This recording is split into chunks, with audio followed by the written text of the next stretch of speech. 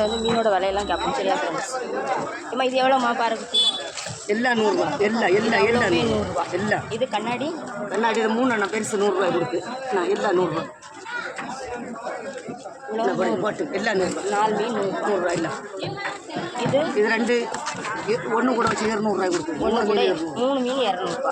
3 பார்த்தீங்களா ஃப்ரெண்ட்ஸ்? 3 மீன் 200. வெஜ்ஜிய மீன் இது நவர 150 ரூபா. இது 3 100 ரூபா. 3 மீன் 100 ரூபா. ஓடு பண்ணுற மீன். இது என்ன மீன்மா?